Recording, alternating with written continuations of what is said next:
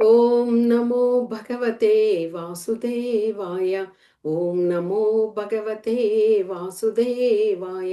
ఓం నమో భగవతే వాసుదేవాయ. అజ్ఞానతిమిరాంధస్య జ్ఞానాంజనశలాకయ చక్షురున్మీలితం येन తస్మై శ్రీ గురవే నమః. నమో ఓం విష్ణుపాదాయ కృష్ణప్రష్టాయ భూతలే శ్రీమతే భక్తివేదాంత స్వామిన్యితి నామినే. నమస్తే సరస్వతీ దేవే గౌరవాణి ప్రచారిణే నిర్విశేష శూన్యవాది పాశ్చాత్య దేశతారిణే. జయ శ్రీ కృష్ణ చైతన్య ప్రభు నిత్యానంద శ్రీ అద్వైత గదాధర శ్రీవాసాది గౌర భక్త బృంద. హరే కృష్ణ కృష్ణ కృష్ణ హరే హరే. హరే రామ రామ రామ హరే హరే. హరే కృష్ణ. ఈరోజు మనము ప్రభుపాదుల వారి లీలామృతం అది తెలుసుకుంటున్నాము. ఆ యొక్క లీలామృతంలో 8వ భాగంలో ఉన్నాము. ఈరోజు ప్రభుపాదుల వారు ఏ విధంగా మాయాపూర్లో ఇప్పుడు చంద్రోదయ మందిరం అని పెద్ద మందిరాన్ని కడుతున్నారు కదా. ఆ యొక్క మందిరము స్థలాన్ని కొనుగోలు చేశారనమాట 1971 సంవత్సరంలో. అది తర్వాత బృందావనంలో శ్రీ రాధా శ్యామసుందర మందిరం, బలరామ కృష్ణ మందిరం అని కూడా అంటారు కదా. ఆ యొక్క మందిరాన్ని స్థలం కొనుగోలు చేయడము, తర్వాత ఆస్ట్రేలియాలోని సిడ్నీ ప్రాంతము, అదేవిధంగా రష్యా మాస్కో అక్కడికి వెళ్ళడము, ఆఫ్రికాకు వెళ్ళడము, నైరోబి అనే ప్రాంతానికి. ఈ విధంగా ఈ యొక్క దేశాలన్నింటికి కూడా ప్రభుపాదుల వారు ఏ విధంగా ప్రయాణం చేసి వెళ్ళి అక్కడ కృష్ణ చైతన్యాన్ని ప్రచారం చేశారు అన్న విషయాలన్నింటినీ మనము శ్రీల ప్రభుపాదుల వారి లీలామృతంలో 8వ భాగంలో తెలుసుకుంటున్నాము. మనకి 7వ భాగంలో ఏం తెలుసుకున్నాము? ప్రభుపాదుల వారు ముంబైలో పండాల్ అనే ఉత్సవాన్ని జరిపారు. సముద్ర తీరంలో మైదానంలో ఆ ఉత్సవాన్ని జరిపారు. ఆ పండాల్ ఉత్సవం అంటే ఏమిటి అంటే అక్కడ జనాల అందరినీ కూడా సమీకరణ చేయడము, కీర్తనలు, తర్వాత అందరికీ కూడా ప్రసాద వితరణ చేయడము, అందరూ కృష్ణ భగవాను గురించి, ఆయన యొక్క తత్వం గురించి, భగవద్ విజ్ఞానం గురించి తెలుసుకోవడానికి అలాగా పండాల్ ఉత్సవం అనేది జరుపుతారు. ఆ విధంగా ఆ ఉత్సవంలో చాలామంది, వేల మంది ప్రజలందరూ కూడా అందులో పాల్గొన్నారు. ఎంతోమంది వ్యాపారవేత్తలు, పారిశ్రామికవేత్తలు అందరు కూడా పాల్గొని చాలా సంతోషపడ్డారనమాట. మంచి ప్రోగ్రాము అన్నట్టుగా ప్రభుపాదుల వారిని అందరూ కూడా ప్రభుపాదుల వారికి తెలియచేశారు. తర్వాత ప్రభుపాదుల వారు అదే సంవత్సరం 1971 సంవత్సరము మార్చి నెలలో ఆయన కలకత్తా నగరంలో ఉన్నారనమాట. ఆ కలకత్తా నగరంలో ఉన్నప్పుడు ఆయన ఉన్నటువంటి ఆ యొక్క గదిలో అది అర్ధరాత్రి సమయం. ఆ సమయంలో ప్రభుపాదుల వారు ఆ యొక్క దీపపు కాంతిలో కూర్చొని ఉన్నారనమాట. ఆయన ఏదో మదన పడుతున్నారు. కారణం ఏమిటి అంటే ప్రభుపాదుల వారు కలకత్తా మాయాపూర్ నగరంలో అక్కడ వచ్చి ఎలాగైనా ఒక స్థలాన్ని కొని మందిరాన్ని ఏర్పాటు చేయాలి అని ఒక సంకల్పంతో ఉన్నారు. ఆ యొక్క సంకల్పం కోరికతో ఆయన శిష్యులైనటువంటి బలివర్ధన ప్రభూజీ, తమాల కృష్ణ ప్రభూజీ వారిద్దరిని కూడా మాయాపూర్కు పంపించడం జరిగిందనమాట. అంటే మాయాపూర్కు వాళ్ళు వెళ్ళారు, కానీ 6 రోజులైపోతుంది. ఎలాంటి విషయమూ తెలియట్లేదు. ఏమైందో ఏమిటో అని ప్రభుపాదుల వారికి చాలా చింతగా ఉందన్నమాట. అందుకే ఆయన ఆ గదిలో అలాగా కూర్చొని ఉన్నారు. శిష్యులందరూ కూడా నిద్రపోతూ ఉన్నారు, కానీ ప్రభుపాదుల వారికి నిద్ర రావడం లేదు. ప్రభుపాదుల వారు ఎప్పుడు కూడా 10 లోపల ఆయన నిద్రపోతారు. మళ్ళీ ఉదయాన 3:30-4 గంటలకు లేచి ఆయన భగవద్గీత, భాగవతము వీటికంతా కూడా భాష్యాలు రాయడం అలాగ చేస్తారు. కానీ ఆ రోజు ప్రభుపాదుల వారికి నిద్ర రావడం లేదు. శిష్యులు వెళ్ళి 6 రోజులైపోయింది, ఏ విషయం తెలియడం లేదే అని చాలా బాధతో ఉన్నారు. ఇంకా ఆయన బాధపడడానికి ఒక కారణము ఉంది. ఎందుకంటే మాయాపూర్ అనేది నవద్వీప ధామాలు. అక్కడ ద్వీపాలు ఎక్కువగా ఆ ప్రదేశంలో అంతా కూడా ఇతర మతస్థులందరూ కూడా అక్కడ ఉంటున్నారు. అలాగ ఉన్నప్పుడు అక్కడ ఆ యొక్క గ్రామం లాగానే ఉంటది ఆ ప్రాంతం అంతా కూడా. అలా ప్రదేశంలో చాలా కూడా చోరుల యొక్క భయం కూడా ఉన్నది.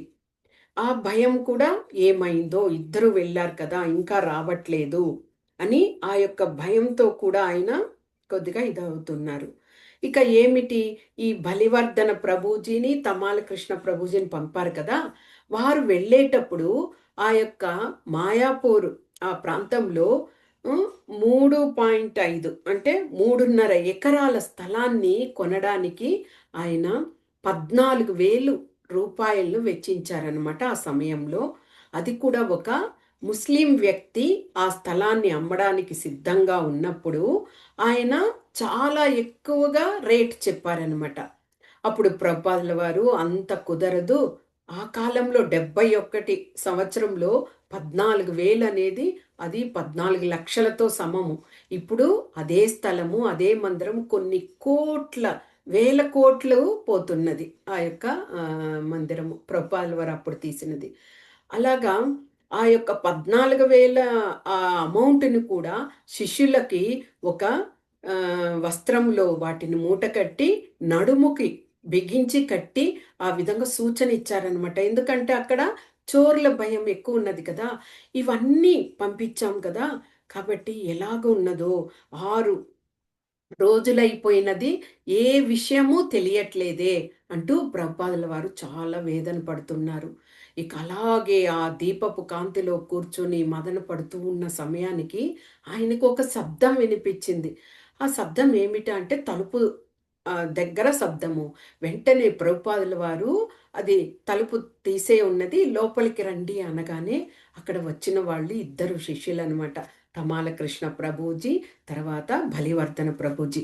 తమాల కృష్ణ ప్రభుజీ లోపలికి వచ్చి ప్రభుపాదుల వారికి దండవత్ ప్రణామాలు చేసి, గురువుగారు ఇక ఆ స్థలం మీదే అంటూ చాలా సంతోషంతో చెప్పడం జరిగింది. అంటే పరిస్థితి ఎలాగ ఉన్నది, అక్కడికి వెళ్ళాక కూడా తారుమారవ్వచ్చు. ఆ స్థలాన్ని అతడు ఆ యొక్క ముస్లిం వ్యక్తి కదా, ఇంకొకరికి ఇచ్చేసి ఉండవచ్చు. కానీ అతడు కూడా మొదట ఇవ్వడానికి నిరాకరించారు. ఎక్కువ మొత్తం చెప్తూ ఉన్నప్పుడు ప్రభుపాదుల వారు అలాగా ఆ అమౌంట్‌కి చెప్పారు కాబట్టి, తర్వాత ఒక లాయర్‌ను ఏర్పాటు చేసుకొని, ఆ లాయర్ మూలంగానే ఆ స్థలాన్ని ప్రభుపాదుల వారు తీసుకోవడం జరిగిందనమాట. ఇక ఆ విషయం చెప్పేసరికి ప్రభుపాదుల వారికి ఎంత ఆనందపడ్డారు అంటే, ఒక తల్లి ఒక గర్భం దాల్చి ప్రసవ వేదన అయిన తర్వాత ఎంత ఆనందపడతారో అంతటి ఆనందాన్ని పొందారట ప్రభుపాదుల వారు. ఇద్దరిని మీరు వెళ్ళి రెస్ట్ తీసుకోండి, చాలా సమయం అయిపోయింది అంటూ వారికి చెప్పడం జరిగింది. అంటే ప్రభుపాదుల వారు ఇవన్నీ కూడా ఎలాగ చేస్తున్నారు? భగవంతుని యొక్క కృప, కరుణ, కటాక్షమే. ఆయనకు ఇంకేమి కాదు. ఆయన వల్ల కూడా ఆరోగ్యము అంతంత మాత్రమే ఉంది. ఆ యొక్క వయసులో అలాగా వెళ్ళి తిరగడము కూడా కష్టమే. కానీ అలాగ వెళ్ళగలుగుతున్నారు అంటే ఆ శక్తినంతా కూడా కృష్ణ భగవానుడే ప్రభుపాదుల వారికి ప్రసాదిస్తున్నారు. ఆ యొక్క మాయాపూర్‌లో ఆ స్థలాన్ని కేటాయించడము చాలా ఆనందపడ్డారనమాట. ఇక అది అయ్యాక ప్రభుపాదుల వారు ఇక ఢిల్లీ నగరానికి వచ్చి బృందావనానికి రావడం జరిగింది. అక్కడ ఆ పని అయింది కదా! ఇంకా అక్కడ విజయం అయిపోయిందనుకోండి, ప్రభుపాదుల వారి శిష్యులకు అప్పగించేసి వచ్చేస్తారనమాట. ఆ విధంగా బృందావనానికి రావడం జరిగింది. బృందావనంలో కూడా ఒక స్థలాన్ని కొనాలి అని సంకల్పం వేశారు. ఇంకా ప్రభుపాదుల మనసులో సంకల్పం వచ్చిందంటేమి, భగవంతుడే ఆయన హృదయంలో వచ్చి తిష్ట వేస్తారు. దానిని నెరవేరుస్తారు. కాబట్టి ఆ యొక్క స్థలము ఎక్కడ అంటే రమణరేతి అనే ప్రాంతంలో. మనం బృందావనం ఆ మందిరాన్ని పరిక్రమ చేసేటప్పుడు మనకి ఆ యొక్క ప్రాంతం అంతా రమణరేతి అని ఉంటుంది. ఇప్పుడు మనం బృందావనం వెళ్ళి శ్రీ రాధా శ్యామసుందర మందిరం చూస్తున్నాం కదా, దానికి కొద్ది దూరంలోనే ఈ యొక్క పూర్తిగా రమణరేతి అనే ఆ ప్రదేశము ఉన్నది. ఆ ప్రదేశము విశిష్టత ఏమిటి? బలరామకృష్ణులు తన స్నేహితులతో అందరినీ చేరదీసుకొని వెళ్ళి ఆ ప్రాంతంలో ఆడుకునేవారనమాట. బాల్యలీలలన్నీ కూడా అక్కడ చేశారు. కాబట్టి అంతటి పవిత్రమైన ప్రదేశంలో రాధాకృష్ణుల మందిరాన్ని నిర్మించడము అనేది చాలా గొప్ప విషయం. కాబట్టి ప్రభుపాదుల వారు మనసులో సంకల్పం వేశారు. ఇక ఆ ప్రాంతాన్ని కూడా కొనడానికి సిద్ధంగా ఉన్నారు. కానీ ప్రభుపాదుల వారికి ఆ బృందావనం ప్రాంతంలో పురపాలక నగర సంస్థ ఉంటుంది కదా, వాళ్ళు మేము ఒక స్థలాన్ని మీకు కేటాయిస్తాము అని కూడా చెప్పడం జరిగింది. కానీ ప్రభుపాదుల వారు ఎప్పుడు దానిని కేటాయించి మనం మందిరం కట్టడము అనేసి ఆయన వ్యక్తిగతంగానే ఎవరినైనా సంప్రదించి అక్కడ స్థలాన్ని తీసుకోవాలి అనుకున్నారనమాట. అలాగ వాళ్ళు వెదుగుతున్న సమయంలో శ్రీ సరఫ్ అనే ఒక వ్యక్తి తారసపడ్డారు. ఆ వ్యక్తి తన యొక్క స్థలాన్ని మందిరానికి నేను ఇస్తాను అని చెప్పడం జరిగింది. కానీ ఆ యొక్క సరఫ్ అనే ఆ వ్యక్తి యొక్క భార్య మాత్రము దానికి అంగీకరించడం లేదనమాట. ఎలాగైనా ఇంకా కొన్ని రోజులు ఉంటే ఇంకా ఎక్కువగా మనకి అమౌంట్ వస్తుంది కదా అనేసి ఆమె ఒప్పుకోవట్లేదు. కానీ ఆయన మాత్రము, ఆ సరఫ్ అనే మాత్రము, నేను తప్పకుండా మీకు ఇస్తాను అని అక్కడ చెప్పడం జరిగింది.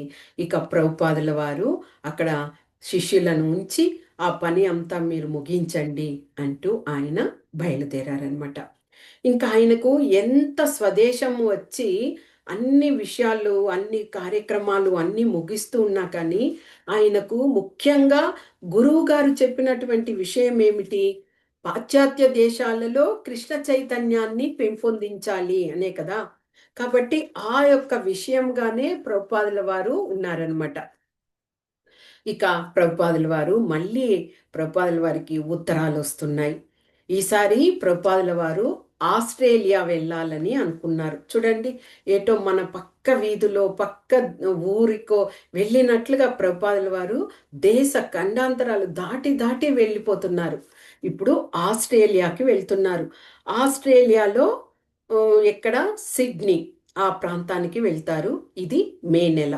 మనకి మార్చి నెలలోనే 1971లో ఆ యొక్క స్థలాలను భారతదేశంలో కొనుగోలు చేశారు మందిరాలు కట్టడానికి. ఇప్పుడు మే నెలలో ప్రభుపాదుల వారు ఆస్ట్రేలియా ప్రాంతానికి వెళ్తున్నారు. కానీ ఎప్పుడు ప్రభుపాదుల వారు అలాగా వెళ్ళేటప్పుడు ముందుగా అక్కడ ఉన్నటువంటి శిష్యులకు తెలియచేస్తారు, వార్తను పంపుతారు. కానీ ఈసారి ఏమైందంటే అక్కడ శిష్యులందరికీ కూడా ప్రభుపాదులు వస్తున్నారు అని ఒకసారి తెలిసింది. ఒకసారి ప్రభుపాదుల వారు రావట్లేదు, ఆరోగ్యం బాగలేదు కాబట్టి రావట్లేదు అని ఒకసారి తెలిసింది. కాబట్టి శిష్యులందరూ కూడా, సిడ్నీలో ఉన్నటువంటి శిష్యులందరూ కూడా వారు చాలా సందిగ్ధంలో ఉన్నారు. ప్రభుపాదుల వారు వస్తున్నారా రారా అనేసి. కానీ ప్రభుపాదుల వారు ఒక సంకల్పం వేశారంటే దాన్ని తప్పకుండా నెరవేర్చాలి. కాబట్టి బయలుదేరారనమాట సిడ్నీకి. ఇక విమానాశ్రయానికి వెళ్ళగానే మళ్ళీ వెంటనే కొంతమంది శిష్యులకి అందరికీ తెలిసి అందరూ కూడా ఆ యొక్క విమానాశ్రయానికి చేరుకున్నారు. ఆ ప్రభుపాదుల వారు వస్తున్నారు అంటేనే విలేకరులందరూ కూడా గుమికూడిపోతారనమాట. అలాగా వెంటనే ప్రభుపాదుల వారు దర్పంగా టీవీగా అక్కడ ఆ యొక్క విమానాశ్రయం నుంచి ఆయన నడుచుకుంటూ బయట వస్తూ ఉంటే విలేకరులంతా పరిగెట్టుకుంటూ వచ్చారు. వచ్చి ప్రభుపాదుల వారికి నమస్కరించి, మీరు ఈ విధంగా ఒక్కొక్క దేశానికి వెళ్తున్నారు కదా, మీ యొక్క ఉద్దేశం ఏమిటి అని ప్రభుపాదుల వారిని అడిగారనమాట. అప్పుడు ప్రభుపాదుల వారు చెప్పారు, ఒక వర్తకుడు ఆ యొక్క వస్తువులను విక్రయించడానికి వేరే వేరే ప్రాంతాలకు వెళ్ళి దానిని విక్రయించి ధనాన్ని పొందుతాడు. అది ఒక భౌతికమైనటువంటి విషయం. ఎందుకంటే అతని వృత్తి అది. కాబట్టి వెళ్ళి ఆ యొక్క విక్రయించడానికి ప్రతి ప్రదేశానికి వెళ్తాడు.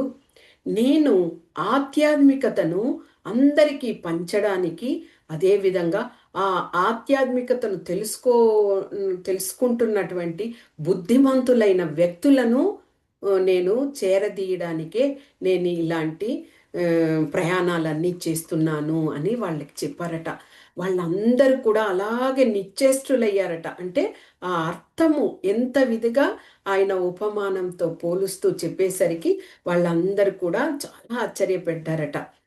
అదే ప్రభుపాదుల వారు అంటూ అక్కడ ఒక విలేకరు కూడా ఒక ఇదిగా చెప్పడం కూడా జరిగిందట. ఇక ఈ ఆస్ట్రేలియాలో ఈ సిడ్నీ ప్రాంతంలో ఉపేంద్ర ప్రభుజీ, బలివర్ధన ప్రభుజీ అనే ఇద్దరు శిష్యులు ఆల్రెడీ అక్కడ ఉన్నారనమాట. వాళ్ళు అక్కడ ఉండి కొన్ని బ్రాంచెస్ మందిరాలు, కొన్ని కొన్ని భవనాలలో మందిరాల్లాగా ఏర్పాటు చేసి, తర్వాత వారి ఆ ప్రాంతంలో ఒక శిష్యుడికి అప్పగించేసి వీళ్ళు ఇంకొక ప్రాంతానికి వెళ్తారు. అక్కడ వెళ్ళి ఇంకొక మందిరాన్ని తయారు చేయాలి కదా! అలాగ చేస్తున్నారనమాట. కానీ ఎప్పుడైతే ప్రభుపాదుల వారు ఆ యొక్క మందిరానికి వచ్చారో ఆ శిష్యులందరికీ కూడా చాలా ఆనందం వేసింది. వాళ్ళకి అలాగే ఆనంద బాష్పాలు వస్తున్నాయట. ఎందుకంటే గురువు గారి ఉండి వారి పర్యవేక్షణలో మందిరాన్ని సంరక్షించడం వేరు. తమంతట వాళ్ళందరికీ కూడా అనుభవం లేని వ్యక్తులు కదా. కానీ వాళ్ళందరూ తెలుసుకుంటున్నారు కృష్ణ తత్వం ఏమిటి, కృష్ణ భక్తియుత సేవ ఏమిటి, చైతన్యం ఏమిటి అని తెలుసుకుంటున్నారు కాబట్టి చాలా అంతవరకు సంతోషమే. ఇక ప్రభుపాదుల వారు కూడా చాలా ఆనందపడి వారికి అందరికీ కూడా భగవద్గీతను ప్రతిరోజు తెలియజేయడము, ఇంకా పుస్తకాలన్నింటినీ బ్యాక్ టు గాడ్ హెడ్ ఉంది కదా, ఆ పుస్తకాలన్నింటినీ మీరు వాటిని విక్రయించండి. అదేవిధంగా ప్రతిరోజు మందిరంలో ప్రసాదాలను అందరికీ కూడా ఇవ్వండి. అవన్నీ కూడా చాలా ముఖ్యమైన విషయాలుగా ప్రభుపాదుల వారు వాళ్ళకంతా సందేశాలని చెప్తూ, మీరందరూ కూడా అనుభవం లేని వాళ్ళే, కానీ ఎప్పుడైతే మీరు కృష్ణునికి శరణాగతి పొంది ఈ యొక్క భక్తిని చేస్తున్నారో మీరందరికీ భగవంతుని యొక్క కరుణ ఉండి మీరంతా శుద్ధ భక్తులవుతారు అంటూ వారికి అందరికి కూడా ధైర్యాన్ని ఇవ్వడం జరిగింది. కొంతమంది భక్తులకి దీక్షను కూడా ప్రభుపాదుల వారు ఇవ్వడం జరిగిందనమాట.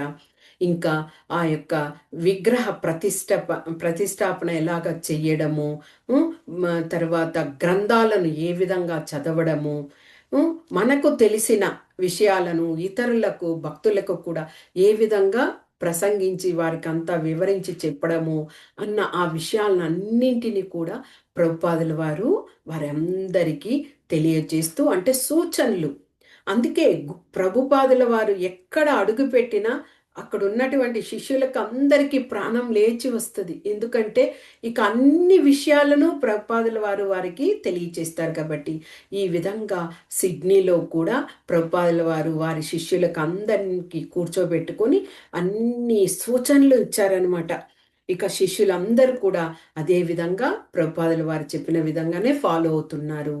ప్రభుపాదుల వారు చెప్పిన విషయం ఏమిటి అంటే ప్రతిరోజు భగవంతుణ్ణి కీర్తించాలి, మనము శ్రవణం చెయ్యాలి, అదేవిధంగా స్మరించాలి. ఈ మూడింటిని కానీ మీరు అనుసరించారంటే మీరు శుద్ధ భక్తులుగా తయారవుతారు అని కూడా చెప్పడం జరిగింది. అది ఒక ఉదాహరణ ఇస్తూ ఎలాగ చెప్పారు, ఒక వ్యక్తి జడ్జి అవ్వడానికి న్యాయస్థానంలో ఒక జడ్జిగా కూర్చోవాలి అంటే అతను ఎన్ని విషయాలను ఆయన తెలుసుకొని వచ్చి ఉండాలి. మొదట లాయర్గా ఉండాలి, చదవాలి, లాయర్గా ఉండి ఆయన ప్రాక్టీస్ని చేసి ఉండాలి, ఎంతో సేవలను చేసి ఉండాలి. ఆ తర్వాతనే ఆయనకు ఆ సీనియారిటీ ప్రకారము జడ్జి అనే ఆ స్థానాన్ని ఇస్తారు కదా. అదేవిధంగా మనకు కూడా ఆ భగవంతుని గురించి తెలుసుకోవాలి అంటే ఆ భక్తియుత సేవకు రావాలి, భగవంతునితో సాంగత్యాన్ని ఏర్పరచుకోవాలి. ఇవన్నీ ఏర్పరచుకోవడం కాకుండా ఆ ఆధ్యాత్మికతలో ఉన్నాము అనే అర్హతనే మనల్ని భగవంతుని వద్దకు తీసుకొని వెళ్ళే ఆ జడ్జి ఏ విధంగా అంటే లాయర్ అయ్యి తర్వాత ప్రాక్టీస్ తర్వాత అయ్యారు. ఆ విధంగా ఇవన్నీ కూడా మనకి ఈ భక్తి యోగ సాధనలో మనకి ప్రాక్టీస్ అన్నమాట. ఈ విధంగా అంతా అయినప్పుడే మనము ఆ భగవంతుని యొక్క పాదాల పాదాల వద్దకు చేరుకోవడానికి అర్హతని పొందుతాము అని శిష్యులకు అంత విధంగా వారికి ఉపమానంతో పోల్చి చెప్పడం జరిగిందనమాట. ఇక ప్రభుపాదుల వారు అక్కడ సిడ్నీలో వచ్చిన ఆ విషయము విజయాన్ని పొందింది. ఇక ఆయన బయలుదేరాలి. సేమ్ ఆయన బయలుదేరుతుంటే అందరు శిష్యులందరూ కూడా చాలా బాధపడుతున్నారు. అంటే ప్రభుపాదుల వారు ఒకే ప్రాంతంలో ఉండిపోవాలి, అక్కడే ఉండాలి అని. కానీ అది జరగని పని కదా! కాబట్టి ప్రభుపాదుల వారు బయలుదేరుతూ రాధాకృష్ణుల అక్కడికి వచ్చి ఆయన మందిరానికి తల వంచి నమస్కరించి, "ఓ కృష్ణ, మిమ్మల్ని నేను ఈ యొక్క అనుభవం లేని వారి వద్ద మిమ్మల్ని విడిచిపెట్టి వెళ్తున్నాను. దయచేసి వాళ్ళకి మంచి అనుగ్రహాన్ని ఇవ్వు. వాళ్ళందరూ కూడా భక్తితో జ్ఞానాన్ని తెలుసుకునే విధంగా వాళ్ళని కరుణించు కృష్ణ. నీవు కానీ వాళ్లకు ఆ కరుణను ఇచ్చావనుకో, వాళ్ళు ఎప్పటికీ కూడా అపరాధాన్నే చేయరు. వాళ్ళ ఆ భగవంతుని యొక్క విశ్వాసము, నమ్మకంతో వాళ్ళు ఆ యొక్క భక్తిలో ముందుకు కొనసాగిపోతూనే ఉంటారు. నీ చేయి పట్టి వాళ్ళని అందరినీ కూడా రక్షించు, వాళ్లకు కరుణనివ్వు" అంటూ, ఏదైనా అపరాధం ఉంటే నన్ను కూడా క్షమించు కృష్ణ అంటూ భగవంతుడికి నమస్కరించి వారందరి వద్ద వీడ్కోలు తీసుకుని బయలుదేరారనమాట. అంటే ప్రభుపాదుల వారు చూడండి, ఇది మనము చాలా గమనించాల్సిన విషయము. ఎక్కడికి వెళ్ళినా ఆయన నిష్క్రమించే సమయంలో భగవంతుని వద్దకు వెళ్ళి క్షమాపణలు అడుగుతారు. అంటే ఆయన అంతవరకు తెలుసో తెలియకో ఏదైనా చేసి ఉంటే కూడా ఆ క్షమాపణ మూలంగా ఆయన ఆత్మ పరిశుద్ధమవుతుంది. హృదయము, ఆయన అంతరాత్మ కూడా తాను తెలిసిన విషయాన్ని భగవంతుని దగ్గర విన్నవించి మన్నింపును కోరుతున్నాను అని శుద్ధమవుతుంది. కాబట్టి ప్రభుపాదుల వారు తనను మన్నించమని, తన యొక్క భక్తులను అందరినీ కూడా వారికి కరుణ కటాక్షాన్ని ఇవ్వమని అక్కడ కోరుకుంటున్నారనమాట. ఇక ఆ విధంగా ప్రభుపాదుల వారు అక్కడ నుంచి బయలుదేరి 71 సంవత్సరంలోనే ఆయన జూన్ మంత్, ఇది మేలో సిడ్నీలో ఉన్నారు. జూన్ మంత్లో ఆయన ఎక్కడికి బయలుదేరారు? రష్యాలో మాస్కో ఆ ప్రాంతానికి వెళ్ళారు. రష్యా అనగానే మనకు తెలిసిన విషయం, అక్కడ కమ్యూనిస్ట్ దేశం కదా. అక్కడ విగ్రహారాధనలు చేయడము, గ్రంథాలను చదవడము, వీధుల్లో భజనలు కీర్తనలు చేయడము, ఇలాంటివన్నీ కూడా అక్కడ నిషిద్ధము. వాళ్ళెవరు? లెనిన్ అనే ఆ యొక్క అదే వ్యక్తిని, అతన్నే వాళ్ళు భగవంతుల్లాగా చూస్తారనమాట ఆ విధంగా. కాబట్టి అలాంటి కమ్యూనిస్ట్ దేశానికి, మాస్కోకి బయలుదేరడానికి సన్నద్ధాలు అవుతున్నారు. కానీ ఒకవైపు చాలా కష్టంగానే ఉంది. ఎందుకంటే అలాంటి ప్రాంతానికి వెళ్ళి ఎలాగ భక్తి ప్రచారం చేయడము? బయట వెళ్ళకూడదు కదా. అదే ఆలోచిస్తూ, సరే మన ప్రయత్నం మనం చేద్దాము, కృష్ణ భగవానుడు మన తోడు ఉంటారు అనుకొని ప్రభుపాదుల వారు శ్యామసుందర ప్రభు, తర్వాత అరవింద ప్రభు, వారిద్దరిని తీసుకొని ముగ్గురు ప్రయాణమయ్యి మాస్కోకి చేరుకున్నారనమాట. ఇక మాస్కో ప్రాంతానికి వెళ్ళినప్పుడు వారు ఒక హోటల్లోనే ఉన్నారు, బస చేశారు. ఆ హోటల్లో కూడా ఖర్చులు చాలా ఎక్కువే అవుతుంది. కానీ అక్కడ ఉన్నటువంటి రూములన్నీ చాలా ఇరుకుగానే ఉన్నాయన్నమాట. అలాంటి ప్రదేశం అంటే అక్కడ ఆ సమయానికి 1971లో రష్యా అంత గొప్ప దేశంగా లేదు. చాలా యొక్క దేనిలోనే అంటే కష్ట పరిస్థితుల్లోనే అది ఉన్నది దేశము. కాబట్టి ఇక వాళ్ళు దిగినటువంటి ఆ ప్రదేశం హోటల్లో కూడా వాళ్ళు ప్రభుపాదుల వారు ఒక రూమ్లో, తర్వాత శిష్యులిద్దరూ ఒక రూమ్లో ఉంటున్నారనమాట. ఇక అక్కడ ఆహార నియమాలు అవన్నీ కూడా వేరుగా ఉంటాయి కదా. అందుకని ప్రభుపాదుల వారు ఆ యొక్క హోటల్ వారిని పర్మిషన్ అడిగారనమాట. మేమే ఆహారాన్ని తయారు చేసుకుంటాము అంటే, వాళ్ళు పెద్దవాళ్ళు, సన్యాసులు కదా వీళ్ళు అనేసి వాళ్ళు ఒప్పుకోవడం జరిగింది. కానీ అక్కడ ఆహార పదార్థాలు ఏమి దొరుకుతాయి, ఏమిటి అన్నది కూడా వీరికి తెలియడం లేదనమాట. అందుకే ప్రభుపాదుల వారు శ్యామసుందర్ను ప్రభుజీని పంపించారు. నువ్వు వెళ్ళి వెతికి ఏం దొరుకుతాయి ఈ ప్రాంతంలో చూసిరా అన్నప్పుడు శ్యామ్ సుందర్ ప్రభుజీ వెళ్ళారు. వెళ్ళి చాలా సమయంకి తర్వాత ఆయన కొద్దిగా బియ్యంని మాత్రం తీసుకొని కూరగాయలు పండ్లు తీసుకొని వచ్చారనమాట. అప్పుడు ఇంతసేపు సమయం ఎందుకు ఇదైంది అంటే అప్పుడు శ్యామానంద ప్రభుజీ చెప్తున్నారు, ప్రతి వస్తువుకి కూడా అక్కడ క్యూ లైన్లో ఉండి తీసుకోవాలి. అంటే ఆ యొక్క 1971లో వారి యొక్క ద్రవ్యోల్బణము ఆ విధంగా పరిస్థితి అంత రిచ్గా ఇదిగా లేదు రష్యా ఆ సమయంలో. అందుకని ఇంత సమయం పట్టింది అని చెప్పడం జరిగిందనమాట. సరే, ఇక ఒకరోజు వారి పరిస్థితి ఎలాగుంది? బయట వెళ్ళడానికి లేదు. అలాగే రూమ్లోనే ఉండాలి. అంటే వచ్చిన కొత్త కదా, ఇంకా కొద్ది కొద్దిగా అలవాటు చేసుకోవాలి. ప్రభుపాదుల వారు ఒకరోజు శిష్యులతో చేరి అలాగ వాకింగ్ చేస్తూ వెళ్తున్నారట. వెళ్తూ ఉంటే అక్కడ అందరూ జనాలు ఒక చోట గుంపుగా ఉన్నారు. అక్కడ సమాధి ఉన్నది. అదే లెనిన్. వాళ్ళు ఎవరైతే దేవునిగా పూజిస్తారో ఆ యొక్క సమాధి దగ్గర అందరూ కూడా ప్రార్థనలు చేస్తున్నారు. ప్రభుపాదుల వారు ఆలోచిస్తూ వెళ్తున్నారట. ఇక్కడ పర్లేదు, రష్యాలో ప్రజలు అమెరికాలో కన్నా కొద్దిగా క్రమబద్ధమైన జీవితంలో ఉన్నారు. కానీ ఇంకా కూడా వారు ఆ యొక్క భౌతిక పరమైనటువంటి విషయాల్లోకే ఉన్నారు. అంటే శరీరమే దేహమే ముఖ్యము, ఆత్మ అన్న విషయాన్ని కూడా ఎవరు తెలుసుకోలేకపోతున్నారు. వీటిని అంతటిని తెలుసుకోవాలి అంటే వాళ్ళు ఈ ఆధ్యాత్మిక విషయంలోకి వస్తేనే దేహం వేరు, ఆత్మ వేరు అన్న విషయాన్ని తెలుసుకుంటారు అంటూ ప్రభుపాదుల వారు శిష్యుల దగ్గర చెప్తూ నడుచుకుంటూ వెళ్ళి తిరిగి మళ్ళీ కూడా హోటల్కి చేరుకున్నారట.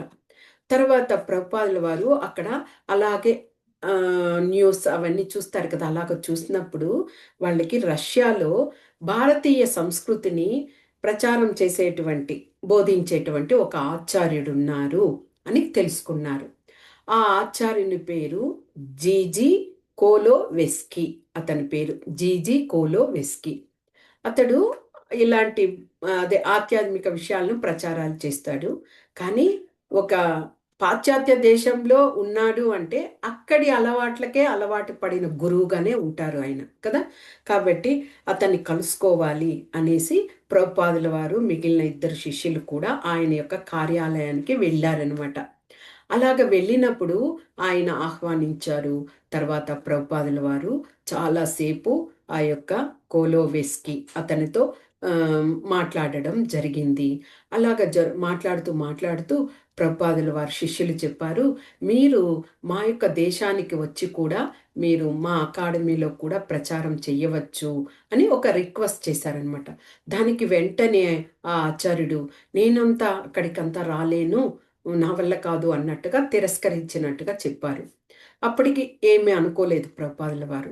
ఇంకా ప్రభుపాదుల వారు భారతీయ సంస్కృతి ఎలాంటిది, అక్కడ వచ్చి వర్ణాశ్రమ ధర్మాలు ఏమిటి, ఆ విషయాలన్నీ కూడా వివరిస్తూ, అక్కడ గృహస్థ అనే వ్యక్తి తాను ఇంటిని పోషిస్తూ, పెంపుడు జంతువులు ఉంటే వాటిని పోషిస్తారు, జంతువుల్ని సమంగా చూస్తారు, తర్వాత అన్నింటిలోనూ సమతుల్యాన్ని కలిగి ఉంటారు, ఆ గృహస్థ జీవితంలో ఉంటే కూడా అంటూ ఆ విషయాలన్నింటినీ కూడా అక్కడ చెప్తూ ఇక వివరణగా ఇది చేస్తూ అదే భగవంతుని యొక్క భక్తి విషయాన్ని తెలియజేశారు. ప్రచారం ఏ విధంగా భారతదేశంలో చైతన్యంలో ఉంటారు అందరు కూడా, అలా వివరణ ఇస్తూ ఉన్నారన్నమాట. మళ్ళీ జీవుని గురించి, జీవాత్మ గురించి తెలియజేస్తూ దేహం వేరు, జీవాత్మ వేరు, ఆత్మ అనేది శాశ్వతము, అలాగా వివరిస్తూ ఉన్నారు ఆయనకు, ఆ ఆచార్యునికి. వెంటనే ఆచార్యుడు ఏం చెప్పారు, గురువుగారు, దేహం ఒకసారి మరణిస్తే దాంతోపాటు జీవాత్మ కూడా మరణిస్తుంది కదా, మీరేమిటి జీవాత్మ వేరు తర్వాత దేహం వేరు అంటూ మీరు వివరిస్తున్నారు, నేనెక్కడా ఇది వినలేదే అని అన్నారు. అప్పుడు ప్రభుపాదుల వారికి అంత ఇది అనిపించింది. ఎందుకంటే ఇంతసేపు ఇంత ప్రసంగం ఇచ్చి హ్మ్, ఎంతటి మూర్ఖత్వంతో ఆ యొక్క ఆచార్యుడు అదే ఆత్మ శరీరం అంతా ఒకటే కదా, మరణిస్తే రెండు మరణిస్తాయి కదా అనేసరికి అప్పుడు అర్థం చేసుకున్నారనమాట. అంటే ఇక్కడ మనము ఆ యొక్క భారతీయ సంస్కృతి కలిగిన గురువు అయినా కానీ, అతడు బాగా విద్యావేత్త అయినా కానీ, నిజమైనటువంటి ఆ చైతన్యం భగవంతుని గురించి మనం తెలుసుకొని, మన ఆత్మ గురించి మనము ఆత్మ పరిశీలన తెలుసుకున్నప్పుడే కదా అది ఏమిటి అన్న విషయం తెలుస్తుంది. ఇంతసేపు ప్రసంగించిందంతా కూడా వ్యర్థమైంది కదా, ఇలాంటి వ్యక్తితో మనము వాదోపవాదం చేయడం కూడా అది కూడా వ్యర్థమే. ఇలాంటి గురువు ఉన్నప్పుడు ఆ గురువుకు దగ్గరున్నటువంటి శిష్యుల పరిస్థితి ఎలాంటిది అని అనుకొని ప్రభుపాదుల వారు ఇక ఏమి మాట్లాడకుండా అలాగే వచ్చేసారట. అంటే అతను ఒక పెద్ద ఆచార్యుడిగా ఆ ప్రాంతంలో ఉన్నారు. అక్కడ తెలియదు అక్కడి వాళ్ళకంతా కూడా ఆ భక్తి తత్వం ఏమిటి అందులో. అలా కాకుండా ఈయన ఇలాగా తెలియజేస్తూ శరీరం ఒకటే ఆత్మ ఒకటే రెండు మరణిస్తుంది అన్నట్టుగా ఇది చేస్తున్నాను. తర్వాత ఇక ప్రభుపాదుల వారికి ఏమీ పాలుపోవట్లేదు. ఎందుకంటే ఇక్కడ కమ్యూనిస్ట్ పార్టీలు అవే ఉన్నాయి. బహిరంగంగా ప్రసంగాలు చేయకూడదు. ఆ యొక్క రష్యా వ్యక్తులతో కూడా మాట్లాడకూడదు, ఎక్కువగా పలకరించకూడదు. తర్వాత గ్రంథాలనంతా కూడా బయటకు తీసుకురావడానికి లేదు. ఏవైనా నామాలను జపించడానికి లేదు. అంత స్ట్రిక్ట్‌గా ఉన్నది ఆ యొక్క దేశంలో. ఇలాంటి పరిస్థితులలో ఎలాగ కృష్ణ చైతన్యాన్ని మనం ప్రచారం చేయగలము అంటూ ప్రభుపాదుల వారు మదన పడిపోతున్నారు. ఆయన ఎక్కడి వెళ్ళినా సక్సెస్ అవుతూ ఉన్నారు. ఎలాంటి దేశానికి వెళ్ళినా ఆయన కృష్ణ చైతన్యాన్ని వాళ్ళకి అందరికీ పంచి మందిరాలంతా కూడా ఏర్పాటు చేస్తున్నారు. కానీ ఇలాంటి కమ్యూనిస్ట్ దేశంలో చాలా కష్టము. ఇక అలాగే ఒకే గదిలో ఉంటున్నారు. భగవంతుణ్ణి అక్కడే ప్రార్థిస్తూ, తర్వాత ఎక్కడికి వెళ్ళడానికి లేదు. భాగవతం అలాంటి వాటికి రచనలు చేస్తూ అలాగే గడుపుతూ ఉన్నారు. కానీ ప్రభుపాదుల వారి హృదయంలో భగవంతుడు ఉన్నారు కదా, తెలియచేస్తున్నారు. తప్పకుండా ఇది కూడా నీకు విజయంకి వస్తుంది అంటూ ఆయన హృదయము ఆనందంతో ఇదవుతూ ఉన్నదన్నమాట. ఇక అక్కడ గైడ్ వాళ్ళు లేకుండా మాస్కోలో ప్రయాణం కూడా చేయడానికి లేదనమాట. కాబట్టి ఒక గైడ్‌ని వాళ్ళు మాట్లాడుకొని ఆ యొక్క మాస్కో నగరం అంతా తిరిగి వద్దాము అని ప్రభుపాదుల వారు బయలుదేరారనమాట.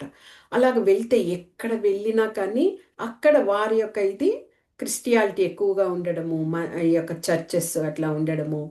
ఆ చర్చిల్లో కూడా పెద్దవారు అంటే వయసు పైబడిన వారు మాత్రమే ఆ యొక్క చర్చ్ లోపలికి వెళ్తున్నారు. యువకులు, యువతులు వాళ్ళందరూ కూడా బయట నుంచే ప్రేయర్స్ ఇస్తున్నారు. అది ప్రభుపాదుల వారికి చాలా ఆశ్చర్యం వేసింది. దేవుడి దగ్గరికి వెళితే అందరూ వెళ్ళాలి, ప్రేయర్స్ చేయాలి. ఇందులో కూడా ఆ తారతమ్యాలు ఏమిటో ఈ మాస్కోలో ప్రజలు కానీ, వాళ్ళ జీవన విధానం కానీ అంటూ ప్రభుపాదుల వారు శిష్యుల దగ్గర వాపోతూ ఉన్నారనమాట. అలాగ అయిన తర్వాత తిరిగి వాళ్ళు అదే హోటల్‌కి రావడము జరిగింది.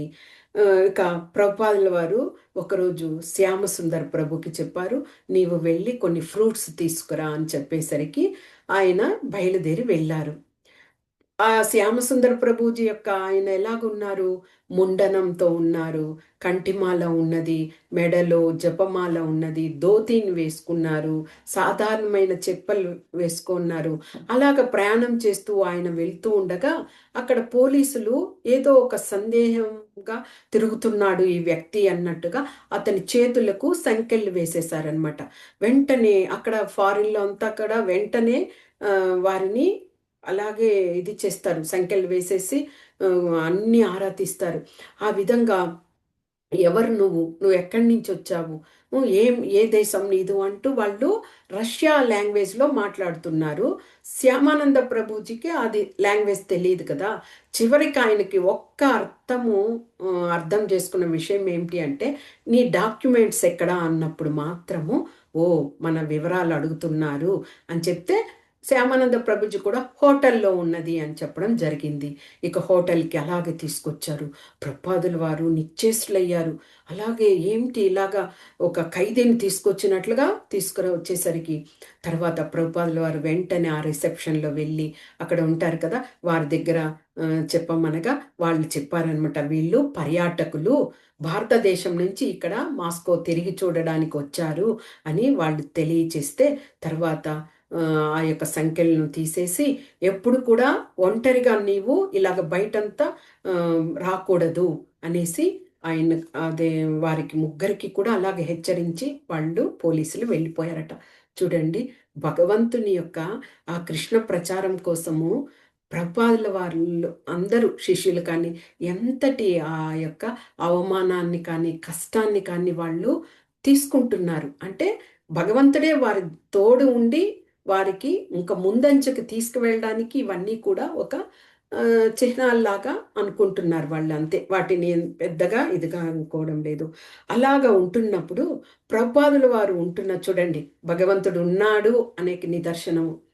ప్రభుపాదుల వారు ఉన్నటువంటి ఆ భవనానికి దగ్గరలోనే ఇద్దరు యువకులు వెళుతూ వస్తూ ఉండడాన్ని శ్యామానంద ప్రభుజీ గమనించారనమాట. అందులో ఒక వ్యక్తిని చూస్తే అతను భారత వంశానికి అదే భారతీయునిగా కనిపిస్తున్నాడు. ఒక వ్యక్తి రష్యన్ వ్యక్తిగా ఉన్నారనమాట. సరే, శ్యామానంద ప్రభుజీ కూడా వాకింగ్ అంటూ వెళ్ళినప్పుడు వాళ్ళిద్దరిని కలవడం జరిగింది. ప్రభుజీ ఆయన హరే కృష్ణ చెప్తే వాళ్ళు కూడా ప్రతి నమస్కారం చేశారు. ఆ విధంగా ఒకరోజు మాట్లాడుకున్నారు. ఇంకొక రోజు మళ్ళీ శ్యామానంద ప్రభుజీ వెళ్ళినప్పుడు వారితో చెప్పారు, మీరు ఎందుకు మా గురువు గారిని వచ్చి కలుసుకోకూడదు అని చెప్పడం జరిగిందనమాట. వాళ్ళు కూడా రెండు రోజులుగా మాట్లాడుకున్నారు కదా, కాబట్టి గురువు గారిని చూద్దాము అనేసి వాళ్ళు రావడం జరిగింది. ప్రభుపాదుల వారిని ఆహ్వానించి కూర్చోబెట్టిన తర్వాత ప్రభుపాదుల వారు అడిగారు, మీరెవరు అంటే అందులో ఇండియన్గా ఉన్నారు కదా, భారతీయ సంతతికి చెందినటువంటి ఆ వ్యక్తి, ఆ యువకుడు మాట్లాడుతూ నా పేరు నారాయణ అన్నారు.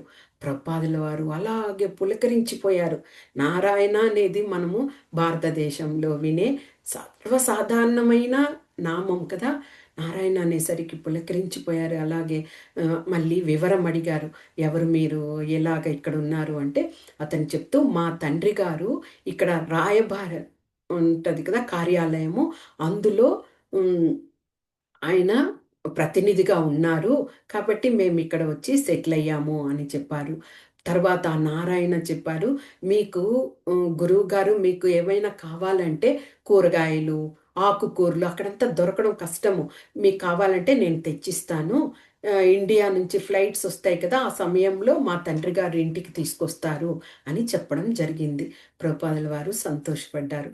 తర్వాత ఇంకొక యువకుడు ఉన్నాడు కదా, అతన్ని చూసి మీ గురించి చెప్పండి అన్నప్పుడు నా పేరు ఇవాన్, నేను ఇక్కడ రష్యాలోనే పుట్టి పెరిగిన వాడిని అంటూ అతడు చెప్తున్నాడు అనమాట. అతను కొద్దిగా ఇంగ్లీష్ రావడం వల్ల కొద్దిగా పలకడం వీళ్ళు అర్థం చేసుకుంటున్నారు. తర్వాత ఆ యొక్క ఇవాన్ను ప్రభుపాదుల వారు మాట్లాడుతూ ఉంటే అలాగే అతడు ప్రభుపాదుల వారిని చూసి అలాగే ఆనందపడుతున్నాడనమాట. అంటే అప్పుడే ఆ గురు శిష్య బంధము అనే దానికి కనెక్ట్ అయిపోతున్నాడు. తర్వాత ఆ ఇవాన్ను చూసి ప్రభుపాదుల వారు కూడా చాలా సంతోషపడ్డారనమాట. ఇక రోజు రావడం స్నేహితుల్లాగా అయిపోయారు. ఆ ఇవాను నారాయణ ప్రతిరోజు రావడము, ప్రభుపాదుల వారు వారికి భగవద్గీతను గురించి తెలియజేయడము, తర్వాత వారికి అదే భగవంతునికి ఏ విధంగా ఆఫరింగ్ చేయడము, ఏ విధంగా కుకింగ్ ఏమేం చెయ్యాలి ఇవన్నీ చెబుతూ ఇవానికి మెల్లగా చెప్పారు ప్రభుపాదుల వారు, మీరు మాంసము అలాగా తింటూ ఉంటే వాటిని మీరు వదులుకోవచ్చు, ఇలాగ భగవంతుని యొక్క దీంట్లో వెళ్తున్నారు కదా, చాలా ఇష్టపడుతున్నాడు. అతను చెప్తున్నాడు, నాకు ఎప్పుడో పూర్వజన్మ సుకృతము, నాకు మీ దగ్గర వచ్చి ఇవన్నీ వింటూ ఉంటే నేను భగవంతునితోనే కనెక్ట్ అవుతున్న ఆ యొక్క ఆనందాన్ని పొందుతున్నాను, నాకు చాలా ఆనందంగా ఉంది అంటూ ఇవాన్ చెప్తున్నారనమాట.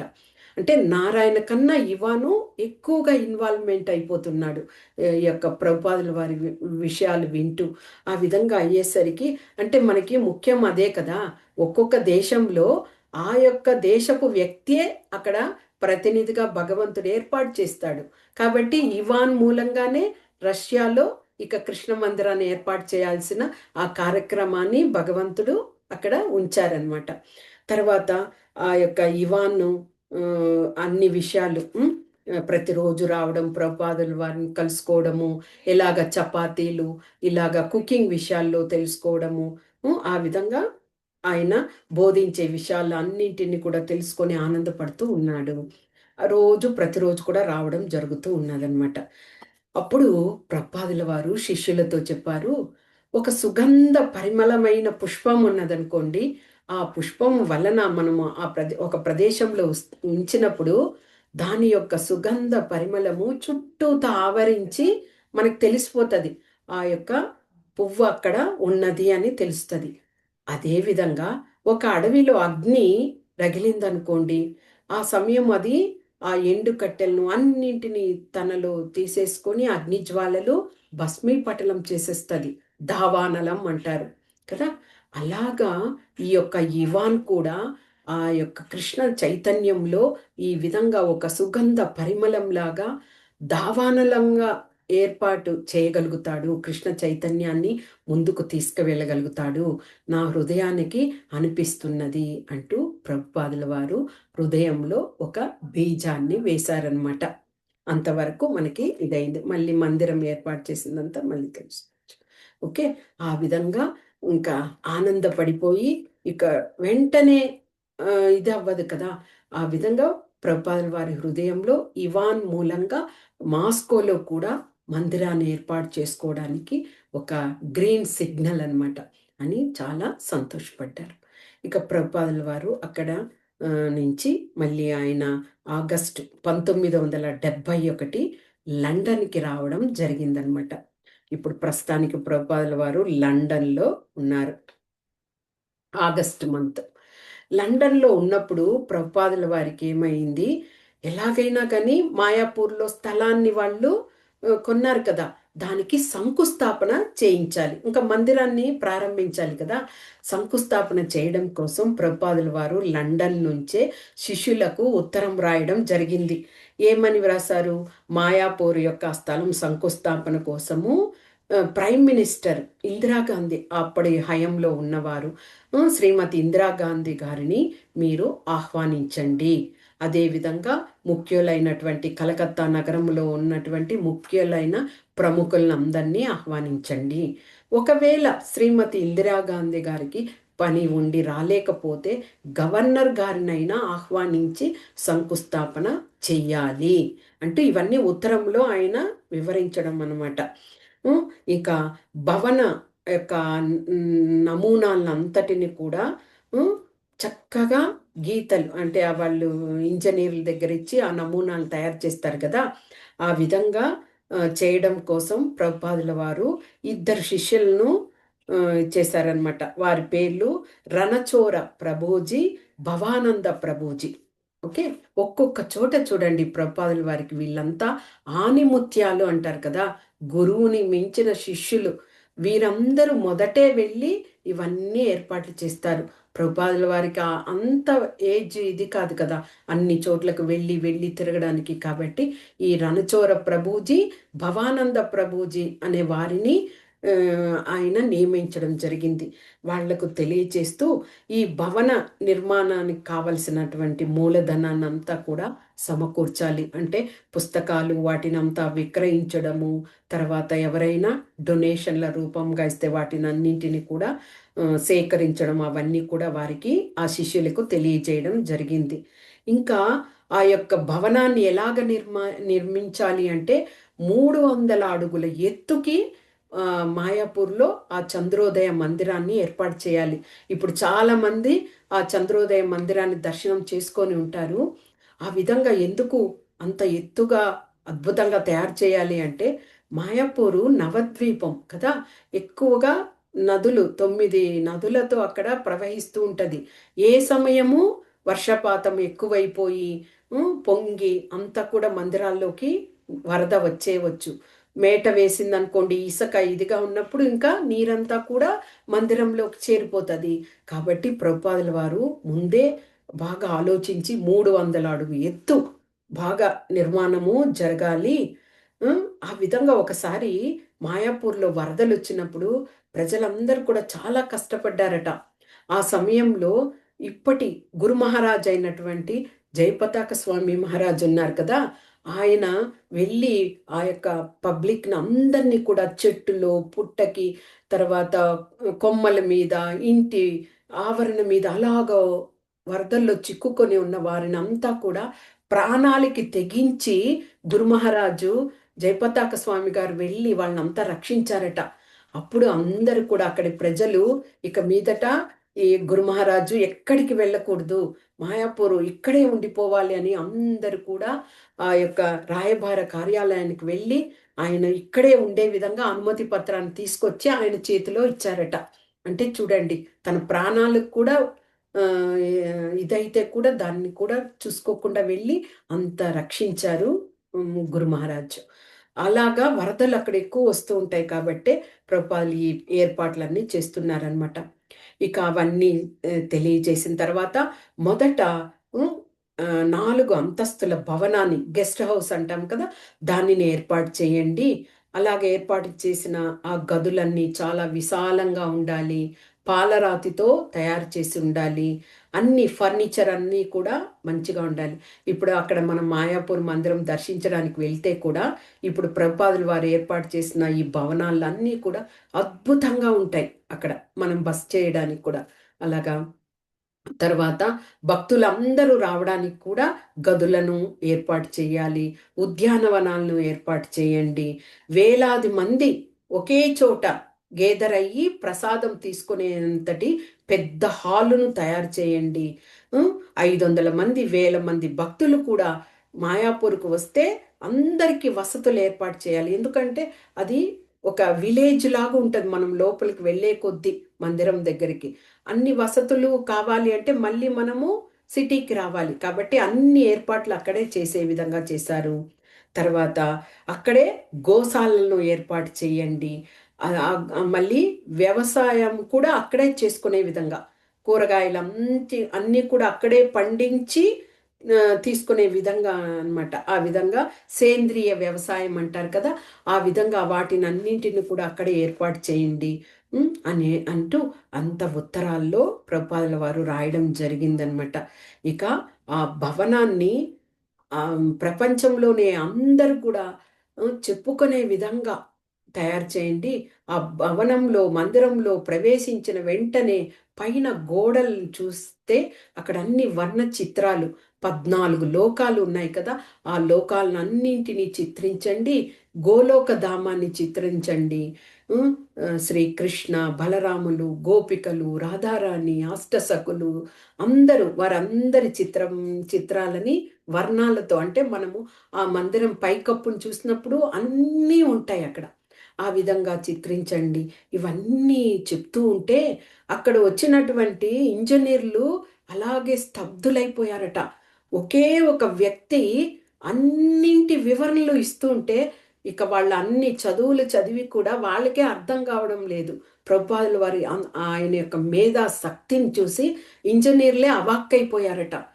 ఇన్ని విషయాలను అవలీలగా తెలియజేస్తున్నారు. ఇది చేయండి, ఇవన్నీ ఏర్పాట్లు చేయండి అంటూ ఉంటే వారందరూ కూడా అంతా ఆశ్చర్యపోయారట.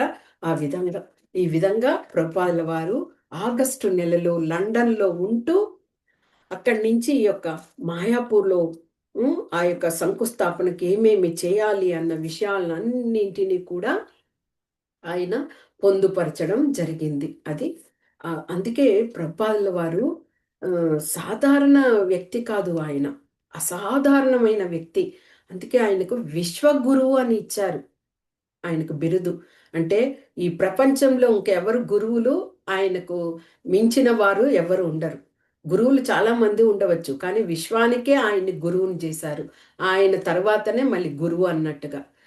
అందుకే అంతటి మేధాశక్తిని కలిగి ఉన్నారు కాబట్టే ప్రభుపాదుల వారు ఆ యొక్క బిరుదును కూడా పొందారనమాట. ఇక ఆగస్ట్‌లో అక్కడ అయింది కదా! అదే సంవత్సరం 1971 సంవత్సరంలో సెప్టెంబర్‌లో ప్రభుపాదుల వారు ఇప్పుడు ఆఫ్రికాకు వెళ్తున్నారు. అమ్మో ఆఫ్రికా దేశం అంటేనే భయం వేస్తుంది. ఎందుకంటే అక్కడ ఆఫ్రికాలో కూడా కొన్ని కొన్ని ఆ, జాతుల వాళ్ళు ఉంటారు. ఆ యొక్క దేశ ప్రజలు కొన్ని చోట్ల అయితే భయంకరమైన ప్రదేశాలు వెళితే కూడా వాళ్ళు నరమాంస భక్షకులుగా కూడా ఉంటారట. కెన్యా అటు తర్వాత అడవులు అన్నీ వస్తాయి కదా, అలాంటి దీవుల్లో అలాంటి వాళ్ళు మనుషుల్ని కూడా దగ్గరికి రప్పించరు. అలాంటి ప్రాంతానికి నైరోబి, ఆస్ట్రేలియాలో, సారీ, ఆఫ్రికాలో నైరోబి అనే ప్రాంతానికి ప్రభుపాదుల వారు బయలుదేరి వెళ్తున్నారనమాట. ఇక ఆల్రెడీ అక్కడ ఆఫ్రికాలో బ్రహ్మానంద ప్రభుజీ మనం చాలాసార్లు తెలుసుకుంటున్నాం. హాస్పిటల్లో కూడా ఆ ప్రభుజీని దగ్గరుండి ప్రభుపాదుల వారిని చూసుకున్నారు. ఆయన ఆయన ఆల్రెడీ ఆఫ్రికాలో ఉన్నారనమాట. ఇప్పుడు ప్రభుపాదుల వారు శిష్యులతో అక్కడికి వెళ్తున్నారు. అదేవిధంగా ప్రభుపాదుల వారు అక్కడికి ఆఫ్రికాకి నైరోబి ప్రాంతానికి చేరుకున్నారనమాట. కానీ ఈ యొక్క బ్రహ్మానందం ప్రభుజీ ఆఫ్రికాలో ఎంత కష్టాలు పడుతున్నారంటే, ఇక్కడ కూడా బయట వచ్చి సంకీర్తన అవన్నీ చేయకూడదు, నామాల్ని జపించకూడదు, గ్రంథాలను బయటకు తీసుకొచ్చి ప్రచారం చేయకూడదు, అంతటి స్ట్రిక్ట్గా ఉన్నారు ఆ గవర్నమెంట్ కూడా. కానీ బ్రహ్మానంద ప్రభుజీ చాలా కష్టపడ్డారు. అదేవిధంగా బ్రహ్మానంద ప్రభుజీ పాకిస్తాను, టర్కీ ఆ ప్రాంతాలలో ఉన్నప్పుడంతా కూడా చాలా విపత్కర పరిస్థితులను ఎదుర్కొన్నారు. పాకిస్తాన్లో కూడా వెళ్ళి కృష్ణ మందిరాలను ఏర్పాటు చేశారు అంటే ఆ భారతదేశం యొక్క ఘనత, ప్రభుపాదుల వారి యొక్క ఘనత, కృష్ణ భగవానుని యొక్క కరుణ ఇంకా మనం ఏ విధంగా చెప్పుకోవాలో చూడండి.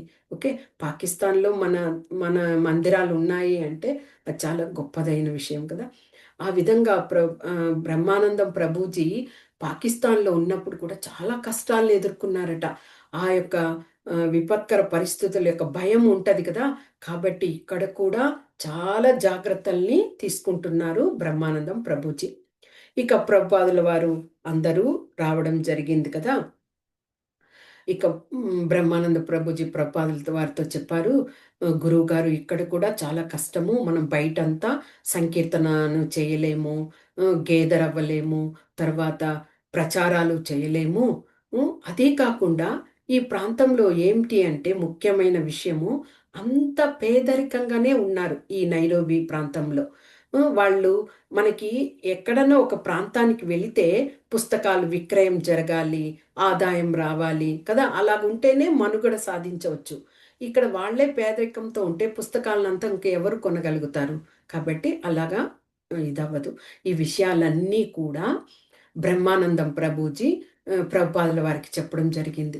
ప్రభుపాదుల వారు ఆయన విషయము ఇదనుకోరే, ఎలాగైనా కానీ ఇక్కడ కూడా మందిరాన్ని మనము ఏర్పాటు చేస్తాము, అంత భగవంతుని కోరిక. ఆయన ఏర్పాటు చెయ్యి అంటే మనం తప్పకుండా చేస్తాము, ఆయన చేతుల్లోనే వదిలిపెడుతున్నాను, తప్పకుండా జరుగుతుంది అని చెప్పి ప్రభుపాదుల వారు ఆ యొక్క కెన్యా ఆ ప్రాంతము నడిబొడ్డున అంటే ఆ సిటీ మధ్యలో ఒక హాలును మాత్రం తీసుకున్నారనమాట. పెద్ద హాలు. ఆ హాల్లోనే శ్రీ రాధాకృష్ణ మందిరాన్ని ఏర్పాటు చేయాలి. మందిరము అంటే కట్టడం కాదు, విగ్రహాలను ఉంచి మందిరంగా చేయడము. అలాగా అక్కడ ఉంచారనమాట. ఆ ప్రాంతంలో పెద్ద హాలు. ప్రభుపాదుల వారు ఏం చెప్పారంటే, మీరు బయటంతా మనం ప్రచారం చేయడానికి లేదు కదా, మనం ఆ మందిరంలోనే కీర్తన చేయండి. మీరు అలా కీర్తన చేసినప్పుడు ఎవరికి వాళ్ళే వస్తారు అని ఒక సూచన ఇవ్వడం జరిగింది. ప్రభుపాదుల వారు ఆ మందిరానికి బస చేసిన ప్లేసు చాలా దూరం కాబట్టి ఆ ప్రాంతంలో ఉన్నారు, బస చేసిన ప్లేస్లోనే. ఇక ప్రభుపాదుల వారి ఆజ్ఞను తీసుకొని బ్రహ్మానందము అదే ప్రాంతంలో హాల్లో వెళ్ళి అక్కడ రాధాకృష్ణుల విగ్రహాలను ఉంచి కీర్తనను మొదలు పెట్టడం జరిగింది. అలాగా కీర్తన స్టార్ట్ చేసేసరికి చుట్టుపక్కల ఉన్నటువంటి ఆ నైరోబియన్స్ ఉంటారు కదా, అందరూ రావడం మొదలు పెట్టారట. కానీ వాళ్ళందరూ కూడా పేదవారు, వస్త్రాలు కూడా సరిగా ధరించే స్థితిలో లేరు. ఇంకా పైగా చాలా మిడిల్ ఫ్యామిలీ. ఆ విధంగానే కొంతమంది వచ్చి పూర్తిగా ఆ దూరం నుంచి వచ్చి అలాగా ఉంటూ వాళ్ళేమి అంతగా ఆ యొక్క విషయాలంతా కూడా వాళ్ళకేమీ తెలియదు. అలాగా ఉన్నవాళ్ళు అందరూ అంటే చూడడంతోటే వాళ్ళు దారిద్ర్యంలో ఉన్నారు అన్న స్థితిలో ఉన్నారనమాట. అయితే కూడా అలాగ ఉంటే కూడా ఎంతో వందల మంది అక్కడ గుమికూడారు. ఇక బ్రహ్మానందం ప్రభుజీకి కూడా శిష్యులతో పాటు చాలా ఆనందం వేసింది. ఎందుకంటే ఇక్కడ సంపద అవి కాదు ముఖ్యము. వాళ్ళు ఏ విధంగా వచ్చి ఆ కీర్తనలో పాల్గొని వాళ్ళు కూడా ఆనందాన్ని పొందుతున్నారు అన్న విషయమే. ఇక వచ్చిన వాళ్ళందరూ కూడా వాళ్ళు ఆనందంతో కీర్తన చేస్తూ హరే కృష్ణ నామాన్ని పలుకుతూ నృత్యంని చేస్తూ తమకు తాము మర్చిపోతున్న స్థితిలో ఉన్నారు అంటే అది భగవంతునితో వాళ్ళు మమేకమవుతున్నారు. అంటే ఆ సాంగత్యంలో ఇదవుతున్నారు కాబట్టి బ్రహ్మానంద ప్రభుజీకి చాలా సంతోషం వేసింది. తర్వాత అదే విషయాన్ని మరుసటి రోజు ప్రభుపాదుల వారు బస చేసి ఉన్నారు కదా, ఆ ప్రాంతానికి వెళ్ళి తెలియచేయడం జరిగిందనమాట. ఎప్పుడైతే ప్రభుపాదుల వారు ఆ విషయం విన్నారో, నేను చెప్తూనే ఉన్నాను కదా, నా హృదయం చెప్తున్నది భగవంతుడు ఎలాంటి ప్రాంతంలోనైనా ఆ యొక్క కరుణను ఆ భక్తులకి ఇస్తారు. కాబట్టి నన్ను మొదట మీరు ఆ ప్రాంతానికి తీసుకువెళ్ళండి అంటూ ప్రభుపాదుల వారు చెప్పడము జరిగింది. ఇక ప్రభుపాదుల వారు ఆ ప్రాంతానికి రావడం జరిగింది.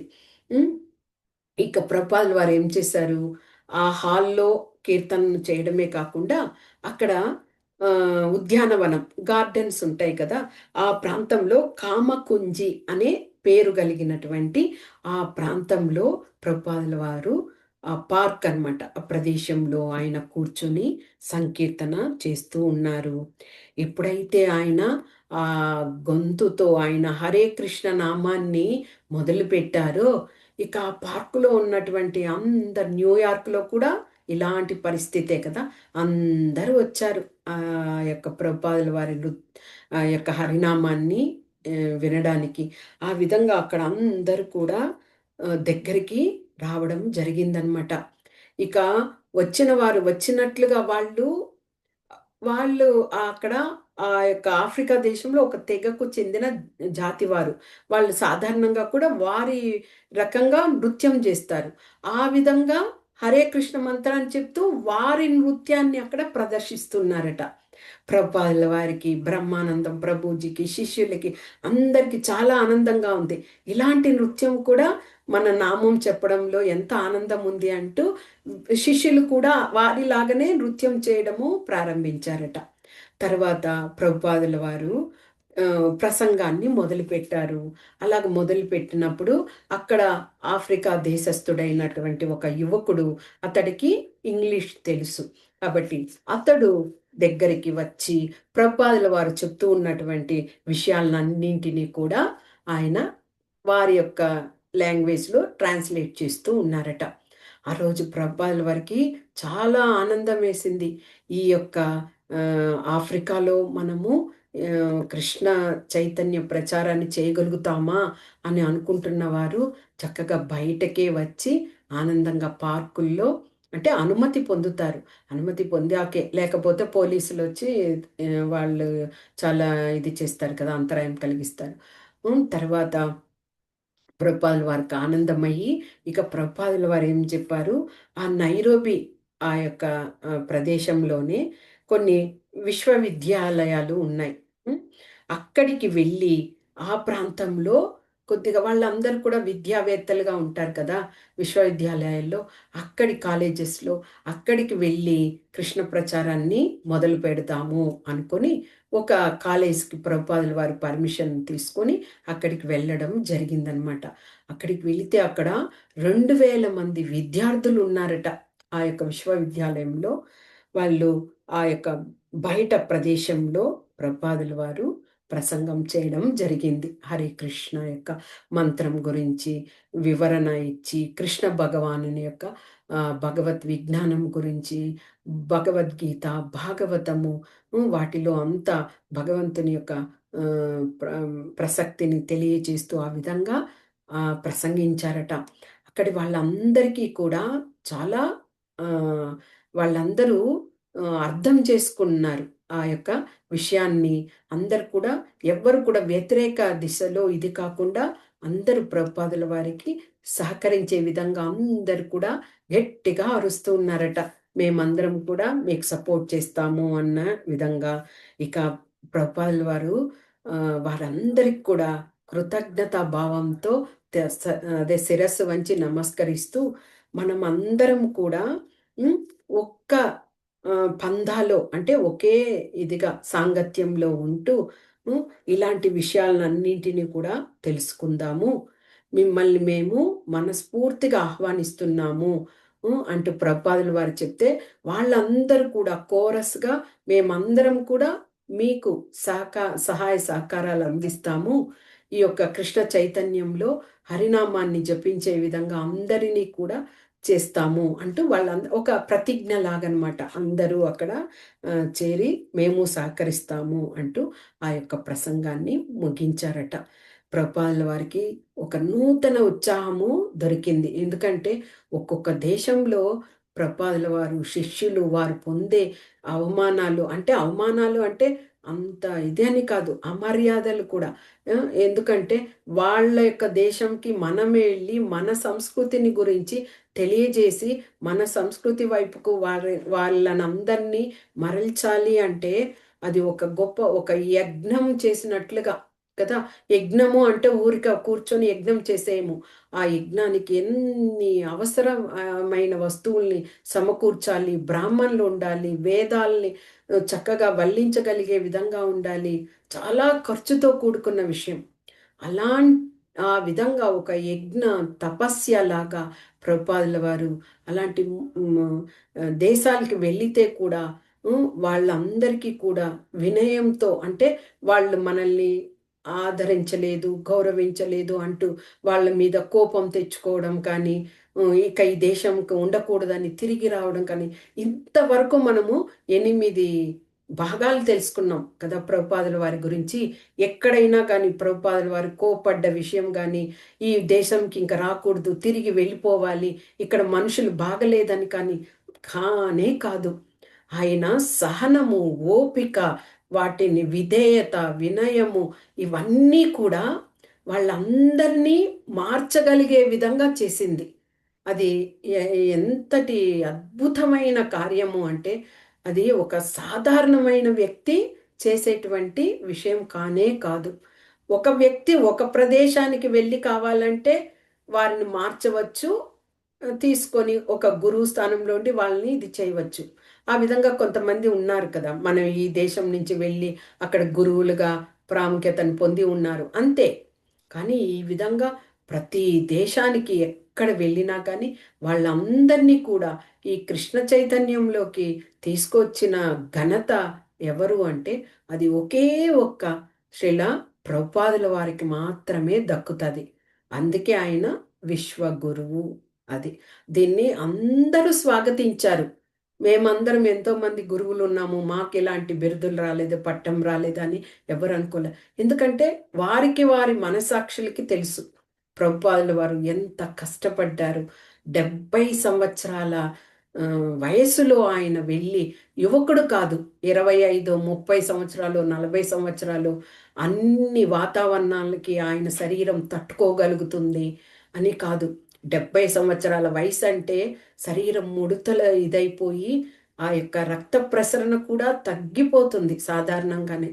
అలాంటి వయసులో ఆయన వెళ్ళి ఇన్ని దేశాలు తిరిగారు అంటే అది చాలా గొప్ప విషయము. అది పూర్తిగా భగవంతుడు ఉన్నాడు అని ఎవరైతే మనము విశ్వసిస్తామో వాళ్ళకు మాత్రమే అర్థమవుతుంది ప్రభుపాదుల వారి యొక్క ఆ యొక్క ప్రత్యేకత, ఆయన యొక్క ఘనత, ఆయన సాధించినటువంటి విశిష్టత అంతా కూడా కదా. నిజమే ఇది. హరే కృష్ణ. ఇంతటితో ముగించుకోవాలి. వాంఛా కల్పతరుభ్యశ్చ కృపా సింధుభ్య ఏవ చ పతితానాం పావనేభ్యో వైష్ణవేభ్యో నమో నమః. హరే కృష్ణ.